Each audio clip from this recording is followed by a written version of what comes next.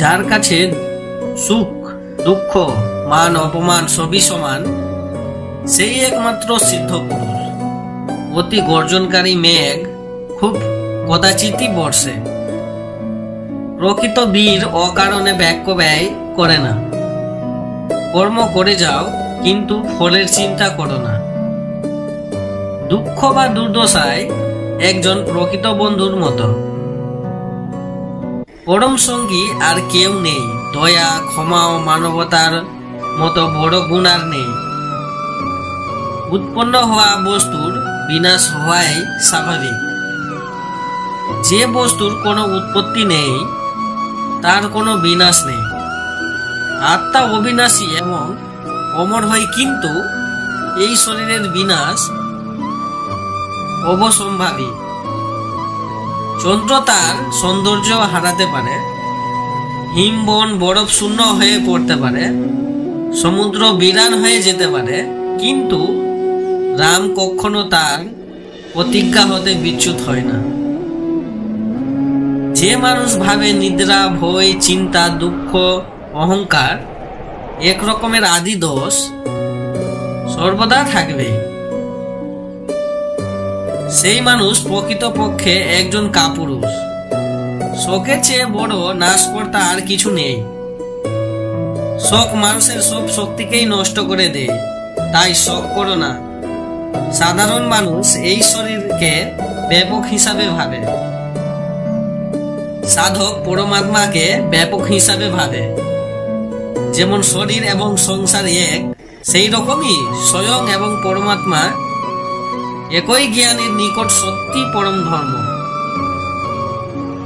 যেটা ঘটতে চলেছে সেটা ঘটবেই, যা ঘটবে না তা কখনোই ঘটবে না। এরকম নিশ্চয়তাপূর্ণ মনোভাব যার মধ্যে আছে, তাকে দুশ্চিন্তা কখনোই কষ্ট দিতে পারে না। সমুদ্র হোক বা সংসার, যে ধর্মের নৌকা প্রস্তুত করে সে ঠিক পার হয়ে যায়। বাস্তবে না পরিচয় মানুষের দেহের সাথে যুক্ত থাকে না, সম্পর্কের ভিত্তি তার দেহের সাথে যুক্ত থাকে। মানুষের স্বভাব, তার আচরণ আর কার্যই তার পরিচয়। সজ্জন ব্যক্তি আরো ভালো চরিত্রের স্বজন ব্যক্তির সাথে, নীচ ব্যক্তি আরো নীচ চরিত্রের ব্যক্তির সাথেই থাকতে চায়।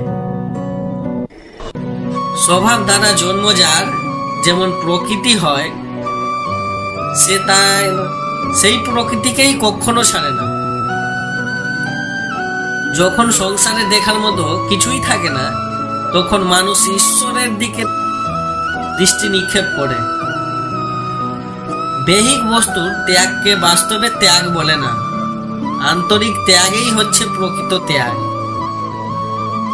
আমাদের কামনা মমতা আসক্তি হচ্ছে বন্ধনযুক্ত, কিন্তু সংসার তা নয়।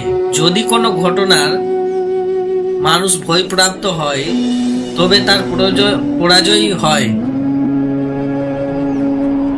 আর যে মানুষ সব হারিয়েও শান্ত আর একাগ্র থাকে, সেই জয়ী। এই সংসার প্রতিটা মুহূর্তে পরিবর্তন হচ্ছে, আর পরিবর্তনশীল বস্তু সর্বদা অসত্যি হয়। সময় কখনো কখনো মানুষের নির্দেশ পথে চলে না, মানুষকে সময়ের নির্দেশিত পথে চলতে হয়। সমুদ্র হোক বা সংসার, যে ধর্মের নৌকা প্রস্তুত করে সে ঠিক পার হয়ে যায়। বাস্তবে না পরিচয় মানুষের দেহের সাথে যুক্ত থাকে না, সম্পর্কের ভিত্তি তার দেহের সাথে যুক্ত থাকে। মানুষের স্বভাব, তার আচরণ, তার কার্যই তার পরিচয়।